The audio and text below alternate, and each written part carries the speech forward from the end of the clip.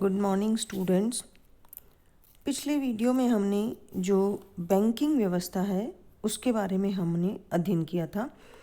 आज हम आधुनिक जो बैंक है उनकी कार्यों के बारे में अध्ययन करेंगे। जो व्यापारिक बैंक है उनका विभाजन हम पिछले वीडियो में देख चुके हैं, जैसे अनुसूचित बैंक और दूसरे हैं गैर अनुसूचित बैंक। अनुसूचित बैंकों में सार्वजनिक क्षेत्र के बैंक अर्थात जो राष्ट्रीयकृत बैंक हैं और state bank of India SBI और जो उसकी सहयोगी बैंक, फिर इसके अलावा निजी क्षेत्र के जो बैंक हैं, निजी क्षेत्र के बैंकों में हम ICICI बैंक, दूसरे और बैंकों को हम HDFC, इन बैंकों को हम शामिल कर सकते हैं। फिर है विदेशी बैंक और फिर क्षेत्रीय ग्रामीण बैंक। अब हम देखते हैं कि जो हमारे व्यापारिक बैंक हैं उनके मुख्य कार्य क्या हैं। व्यापारिक बैंक जो है वो जनता की बचतें एकत्रित करते हैं तथा उन्हें बड़ी और छोटी या औद्योगिक और व्यापारिक इकाइयों को उधार लेकर अपेक्षाकृत अधिक ब्याज पर व्यावसायिक लोगों को उधार देते हैं और लाभ कमाते हैं। व्यापारिक बैंकों के द्वारा केवल ऋण ही नहीं दिया जाता बल्कि कृषि एवं औद्योगिक विकास हेतु ऋण, इसके साथ ही ये बैंकों के चेकों के भुगतान, बचत को प्रोत्साहन और अनेक प्रकार के कार्यों के द्वारा अपने ग्राहकों की सेवा करते हैं। और एक बैंकों का एक और महत्वपूर्ण कार्य है वो है साक्षरजन। तो अब हम देखते हैं कि जो व्यापारिक बैंक द्वारा जो संपादित किए जाने वाले कार्य हैं वो किस प्रकार है। उसके कार्यों को हम 3 भागों में विभाजित कर देते हैं। एक है उनके प्राथमिक कार्य, दूसरे उनके एजेंसी संबंधी कार्य और फिर कुछ अन्य कार्यों का भी हम विभाजन करते हैं। सबसे पहले है जो उनके प्राथमिक कार्य। प्राथमिक कार्य में 2 मुख्य कार्य है, एक तो जमाएं अर्थात निक्षेप प्राप्त करना और दूसरा है ऋण देना। तो जो निक्षेप वो प्राप्त करते हैं अर्थात ये बैंक जो है जनता की बचत और अन्य स्रोतों से प्राप्त आय को जमा करते हैं। छोटी छोटी मात्रा में व्यक्तिगत और जो संस्थागत बचते हैं उनको जमा करके बैंक बहुत बड़ी जब धनराशि एकत्रित कर लेते हैं जिसे बाद में वे उधार दे सकें। ये जो जमाकर्ता की बचत के आकार, उसकी प्रकृति आदि को ध्यान में रखकर वो निम्न प्रकार से बचतों को जमा करते हैं। जैसे सबसे पहले है बचत जमा खाता। बचत जमा जो खाता है, इस जमा हेतु जो व्यक्ति है उसका बचत खाता खोला जाता है और वो जो व्यक्ति अपनी छोटी छोटी बचतों को इसमें जमा करता रहता है और आवश्यकता होने पर वह उस बचत जमा को निकाल कर अपने जो कार्य हैं उनको संपादित कर सकता है। इसमें जो जमा धनराशि है उस पर एक निर्धारित ब्याज भी देता है बैंक उनको और इस खाते से सप्ताह में इस खाते से जो वापस पैसे निकालने हैं उसकी कुछ शर्तें भी होती हैं। दूसरा है चालू जमा खाता। ये जो खाता है ये बैंक व्यापारियों, उद्योगपतियों के खोले जाते हैं और वे जो व्यापारी या जो उद्योगपति हैं वे जब चाहे इस खाते में से जो बैंक का टाइम पीरियड या जो उनकी वर्किंग आवर्स होते हैं उसमें रुपया जमा करा भी सकते हैं और निकाल भी सकते हैं। इन जमाओं पर कोई ब्याज नहीं दिया जाता या फिर जो कुछ बैंक है वो बहुत थोड़ा इस पर ब्याज देते हैं। कभी कभी जो जमा है उससे अधिक रुपया निकालने की सुविधा भी बैंक उनको देता है और ये जो पैसा है जो रुपया निकालते हैं इस खाते में से उस पर अपेक्षाकृत जमा से अधिक रुपया निकालने की सुविधा देते हैं तो अपेक्षाकृत ऊंची ब्याज दर वसूल की जाती है। तीसरा है जो मियादी या जो हमारा स्थायी जमा खाता जिसको हम फिक्स डिपॉजिट अकाउंट भी कहते हैं। इसमें एक जो जमाएं हैं इसमें दीर्घकाल के लिए पहले से जो टाइम पीरियड फिक्स होता है उसके लिए अर्थात पूर्व निर्धारित समयावधि के लिए जमाएं ली जाती बैंक के द्वारा और इस समयावधि से पूर्व जमा राशि नहीं निकाली जाती।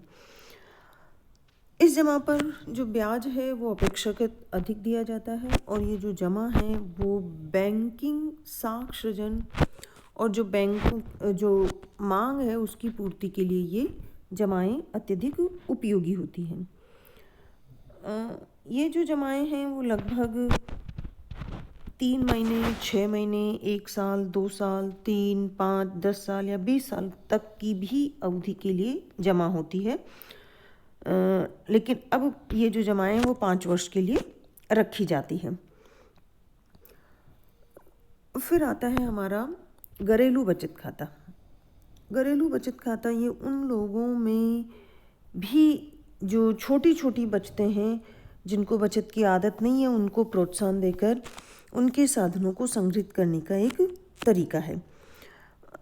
अर्थात जो छोटी छोटी रकम है वो रोज़ या प्रति सप्ताह जमा करने के लिए बैंक उनको गुल्लक, डब्बा, जो तालाबंद गुल्लक है वो तिजोरी या बचत का डब्बा दे दिया जाता है, जिसमें वो अच्छी खासी रकम हो जाती है। और फिर जो बैंक कर्मचारी है वो कभी कभी उसके सप्ताह में घूम घूम कर ऐसी बचतों को ग्राहकों से प्राप्त कर लेते हैं। भारत में शहरों में ये जो प्रथा है वो डाकघर बचत बैंक और बैंकों में भी प्रचलित हुई है और इसमें ब्याज की दर बहुत कम और निकालने की जो शर्तें हैं वो कुछ कठोर होती हैं। अब दूसरा जो उसका महत्वपूर्ण कार्य है वो है ऋण देना। बैंक व्यापारिक क्रियाकलापों के उद्देश्य से ऋण देती है, लेकिन ये जो ऋण होते हैं ये अल्पकालीन होता है, जैसे 3 माह, 6 माह या 1 वर्ष के लिए। और बैंक सामान्यतः जमा ब्याज से अधिक जो ब्याज है वो वसूल करती है और जो उधार राशि देती है वो उसके बदले में वो एक जमानत भी लेती है। अब ये जो ऋण हैं ये कैसे दिए जाते हैं? इसमें पहला है ऋण एवं अग्रिम।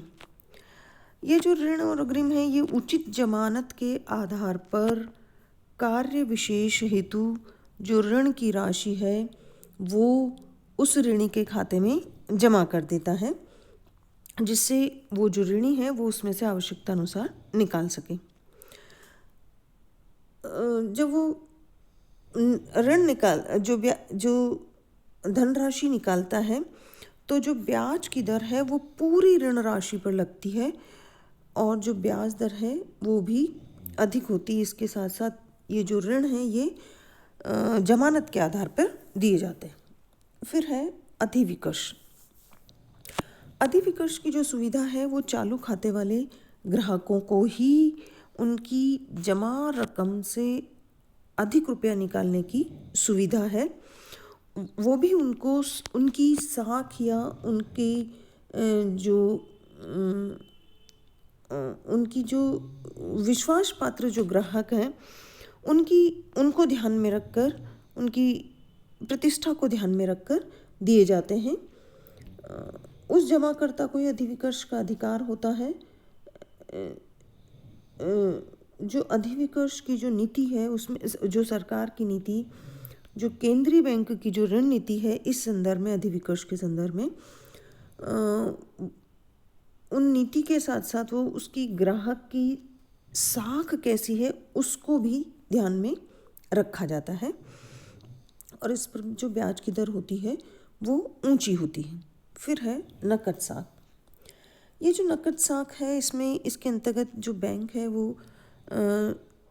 उनकी अंश, बॉन्ड या उनका जो व्यापारिक माल है या जो स्वीकृत प्रतिभूतियां हैं उनकी जमानत पर ग्राहकों को एक निश्चित मात्रा में ऋण देता है और जो ग्राहक है वो समय समय पर ऋण चुकाता है और अपनी समय समय पर ऋण चुकाता और अपनी जो जमानत की वस्तु है वो लेता रहता है और जो बकाया राशि होती है उस पर ही ब्याज लिया जाता है। अब दूसरा जो एक और इसका महत्वपूर्ण कार्य है इसी के अंतर्गत वो है बिलों एवं हुंडियों की कटौती। ये वे साख पत्र हैं जो उधार बेचे गए माल के भुगतान के वायदे या आदेश के रूप में निश्चित अवधि में देय होते हैं। जो विक्रेता है वो जल्द भुगतान हेतु बिल या हुंडी को बैंक से भुनाता है, अर्थात बैंक उसमें से क्या करता है, जो लिखी हुई राशि उसमें से भुगतान अवधि का ब्याज काटकर विक्रेता को तो तत्काल भुगतान कर देता है, और जो देय तिथि होती है अर्थात जो उस पर तिथि डेट लिखी होती है उस तिथि को वो क्रेता से पुनः वापस भुगतान कर लेता है। तो बैंक द्वारा अपनी जमाओं का जो सर्वाधिक भाग है वो हुंडियों और व्यावसायिक बिलों में लगाया जाता है। फिर जो उसका एक ये थे उसके प्राथमिक कार्य। अब हम देखते हैं उसके एजेंसी संबंधी कार्य क्या हैं। उसमें सबसे पहले है भुगतान का संग्रहण। बैंक अपने ग्राहकों की ओर से लाभांश, ब्याज, कमीशन आदि की वसूली करता है और इसके लिए बैंक उनसे कमीशन भी वसूल करता है। फिर है अंश व प्रतिभूतियों का क्रय विक्रय, अर्थात बैंक ग्राहकों के प्रतिनिधि के रूप में उनके लिए अंश, ऋण पत्र, सरकारी या गैर सरकारी जो प्रतिभूतियाँ हैं आदि को बेचते खरीदते हैं। इसके लिए भी बैंक उनसे कुछ कमीशन लेते हैं। फिर धन का हस्तांतरण, ग्राहकों की ओर से भुगतान, अर्थात जैसे बैंक अपने ग्राहकों के भुगतान दूसरों से लेता है उसी प्रकार उनके भुगतान वह चुकाता भी है। जैसे उनकी बीमा की किस्त, उनकी ऋण की किस्त, ब्याज, किराया आदि का वह भुगतान ग्राहकों की ओर से दूसरों को करता है। फिर है धन का हस्तांतरण, ग्राहकों के आदेश पर बैंक जो है वो कम ब्याज पर एक स्थान से दूसरे स्थान पर रकम भेजने की व्यवस्था करता है और इसके बदले में भी बहुत थोड़ा सा उनसे शुल्क लेता है। चेक, विपत्रों और प्रतिज्ञा पत्रों आदि का वह संग्रहण, अर्थात बैंक ग्राहकों के खाते में जो जमा किए गए चेक हैं, जो प्रतिज्ञा पत्र हैं, इन सब का संग्रह करके उनके खाते में वह रकम जमा भी करते हैं। इसके साथ साथ संरक्षक एवं प्रबंधक का कार्य भी करते हैं, अर्थात उनके वित्तीय सलाहकार, ट्रस्टी सलाहकार आदि के रूप में भी बैंक उनके ग्राहकों का कार्य करते हैं। और ग्राहकों के अंशों पर जो है वो लाभांश भी वसूल करते हैं, अर्थात बैंक अपने ग्राहक के ऋण पत्रों पर जो लिए जाने वाला जो लाभांश है और जो ब्याज है उन सबको वसूल करके उन जो ग्राहक है, उन जो व्यक्ति है उनके खाते में वह जमा करता है। इसके साथ ही वह ग्राहकों की बीमा प्रीमियम और जो उसके अन्य दायित्व हैं उनका भुगतान भी बैंकों की ओर से करता है। अब है उसके विविध कार्य, अर्थात बैंक इन सब कार्यों के अलावा भी कुछ और कार्य भी करते हैं। जैसे आंतरिक एवं विदेशी व्यापार के लिए वो वित्त की व्यवस्था करते हैं, तथा व्यापारिक बैंक जो विनिमय विपत्र हैं उनको बनाकर आंतरिक और विदेशी व्यापार के लिए धन भी उपलब्ध कराता है और कभी कभी हुंडियों और बिलों की जमानत पर उनको अल्पकालीन ऋण भी देता है। फिर है विदेशी विनिमय का क्रय विक्रय। भारत में जो व्यापारिक बैंक हैं वो ही विदेशी मुद्राओं के क्रय विक्रय के लिए बिलों को भुनाते भी हैं और जो विदेशी चेक, ड्राफ्ट है आदि उन सबको स्वीकार भी करते हैं। इसके साथ ही जो बैंक है वो बैंकिंग शिक्षा प्रशिक्षण की व्यवस्था भी करते हैं, अर्थात जो हमारी जटिल होती हुई जो बैंकिंग व्यवस्था है उसके संचालन के लिए शिक्षित, प्रशिक्षित या कुशल और जो अनुभवी कर्मचारी हैं उनके लिए वो बैंकों ने बैंकिंग शिक्षा और प्रशिक्षण केंद्रों की स्थापना भी की है। बैंक अपने ग्राहकों की स्थिति से अच्छी तरह परिचित होता है, इसलिए उनकी साख संबंधी जो योग्यता है उसके बारे में वो विश्वसनीय सूचना भी दे सकता है यदि कोई उनसे मांगता है। अर्थात कोई बैंक यदि वो किसी दूसरे बैंक से यदि इस प्रकार की ऋण की सुविधा ले रहा है तो वह उनको ऐसी सूचना मांगी जाती है तो वह दे भी सकता है क्योंकि वह उनकी ग्राहकों की स्थिति से अच्छी तरह वित्तीय स्थिति से अच्छी तरह परिचित होता है। फिर है उनके मूल्यवान वस्तुओं की सुरक्षा, अर्थात बैंक अपने ग्राहकों को जो उनकी आभूषण है, उनके बहुमूल्य जो प्रपत्र है, कागज है, इन सब मूल्यवान वस्तुओं के लिए लॉकर संबंधी सुविधाएं भी देते हैं। इसके लिए बैंकों ने एक अलग विभाग अर्थात सेफ डिपॉजिट वॉल्ट रखते हैं और उनसे उसके बदले में कमीशन या उसके बदले में शुल्क भी वसूल करते हैं।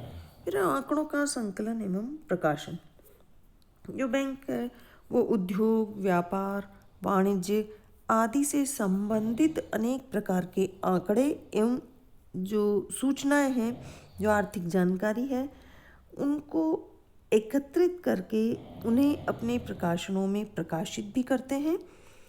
और अनेक जो बैंक है वो प्रति सप्ताह या प्रति माह उनकी जो मासिक पत्र पत्रिकाएं उनका प्रकाशन भी करती है। फिर आर्थिक यात्री चेक और साख की सुविधा। बैंक अपने यात्रियों के लिए अपने ग्राहकों को यात्री चेक और साख पत्र देकर देश विदेश में उनकी जो यात्रा है उसके लिए वित्त की व्यवस्था करते हैं या प्रमाण पत्र जारी करते हैं, जिससे यात्रा के दौरान अर्थात वो जहाँ जाते हैं वहाँ उन्हें साथ में धन लेकर या नकद रकम ले जाने की जोखिम से उन जो व्यापारी जो यात्री हैं उसका छुटकारा मिल जाता है, या फिर जो साथ में जो पैसा ले जाना या जो विदेशी मुद्रा के जो परिवर्तन की समस्या है उससे उन्हें मुक्ति मिल जाती है। फिर है वित्तीय विषयों पर परामर्श एवं सूचनाएं। बैंक जो है अपने ग्राहकों को धन को निवेश करने और अन्य वित्तीय मामलों में उनको परामर्श देते हैं और अनेक प्रकार की जो आवश्यक सूचनाएं हैं उनके आधार पर ग्राहकों से विभिन्न कार्य करने हेतु सलाह भी देते हैं। वित्तीय जो संस्थाएं, बैंक जो है वो पूर्ण रूप से वित्तीय संस्थाएं, इसलिए वित्तीय विशेषज्ञों की सेवाओं का नियोजन भी करते हैं। इस प्रकार जो व्यापारिक बैंक हैं वो ग्राहकों के न केवल ऋण देना या जमा करना ही उनका कार्य है, बल्कि उनके द्वारा जो विभिन्न प्रकार की सूचनाएं उनके एजेंसी संबंधी कार्य भी करते हैं। अर्थात एक देश की अर्थव्यवस्था को सुदृढ़, स्वस्थ और अधिकाधिक सक्रिय बनाने में जो बैंक है वो अग्रसर रहते हैं, अर्थव्यवस्था को अग्रसर करते हैं। अर्थात जितने जो बैंक हैं वो हमारे देश के आर्थिक विकास और अर्थव्यवस्था के सफल संचालन में एक महत्वपूर्ण भूमिका अदा करते हैं। धन्यवाद।